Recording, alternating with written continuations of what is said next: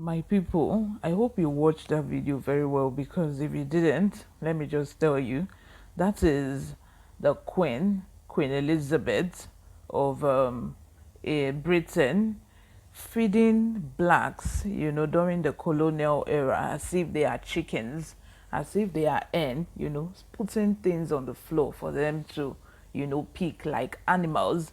These people, they believe that white is a superior color, and black is inferior. Even after freedom, even after independence, even after the colonial era, a lot of Africans, a lot of black people still see black color as an inferior color. That is why people will go all out of their way, to bleach their skin to look yellow, so that they believe that that is what men like. And in actual fact, I don't blame them, because in actual fact, it is what our men want. Our men, when they see a fair lady, shining like this, glowing from a distance, if they are 100, all the 100 want to be with that fair lady. We've seen that on Big Brother, where they will just pack fair people and they will give them more screen time. Let me not just, go into that. That is another topic on its own entirely. But today we are looking at how these white people, how the British, how they took our natural resources from Africa here to their own country, how they have used their natural resources to enrich their own pockets.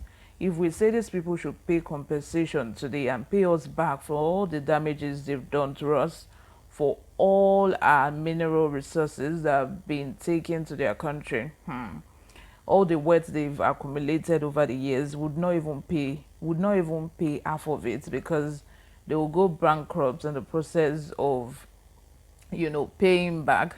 We've seen that some of these countries return Bini bronze, and they think they are doing us a favor after these artifacts have been with them for so many years, and they've placed them in their museum, use these artifacts to amass wealth, to collect money.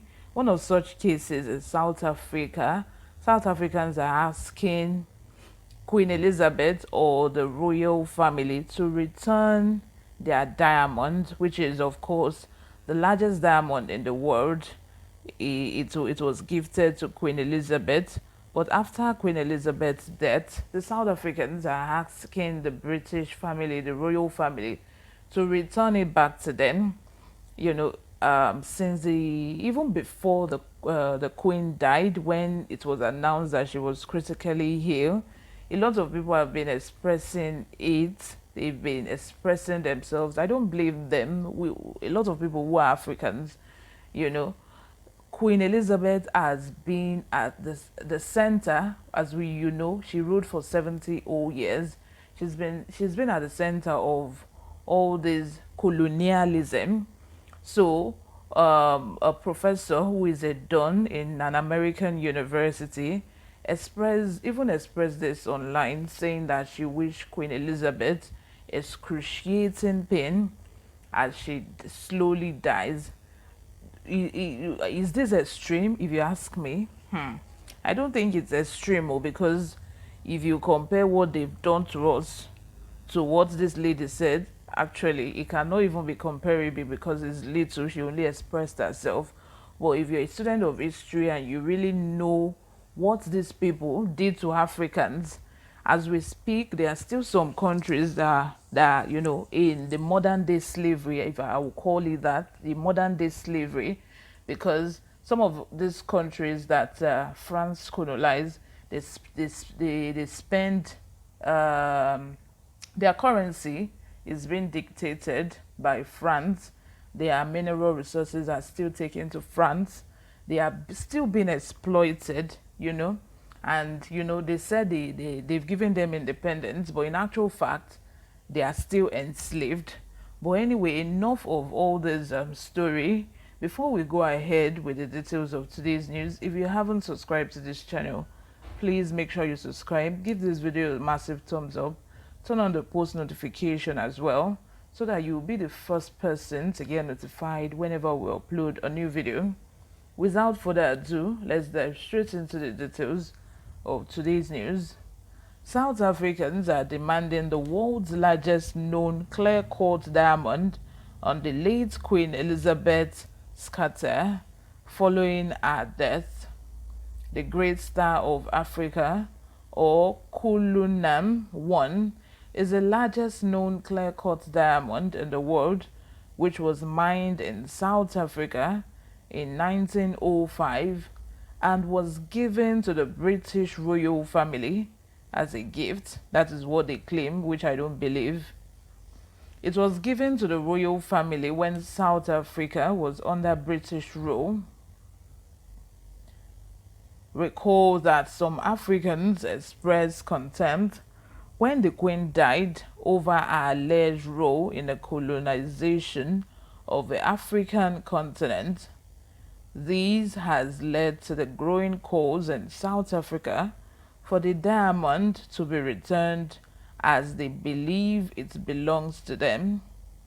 In South Africa, there has been a debate in the media about who owns the about who owns the Great Star of Africa, as well as other precious stones that were mined in the country. One of the views held in the country was that of the African Transformation Movement Member of Parliament Uyo Zugula, who holds that South Africa should cut its Commonwealth ties and have a new constitution. South Africa should now leave the Commonwealth, demand reparations for all the harm done by Britain, draft a new constitution based on the will of the people of South Africa, not the British Magna Carta, and demands the return of all the gold, diamonds stolen by Britain, it said. Similarly, former African National Congress, KwaZulu-Natal Provincial Secretary Thandolozo Sabelo said, "The minerals of our country and other countries continue to benefit Britain at the expense of our people. We remain in deep, shameful poverty. We remain with mass unemployment and rising levels of crime due to the oppression and devastation caused by her and her forefathers. The Cullinan diamond must be returned to South Africa with immediate effect." The report reveals that more than 6,000 people have signed a petition calling for the Great Star of Africa to be returned and put in a South African museum. However, like the majority of South African leaders or African leaders, South African President Cyril Ramaphosa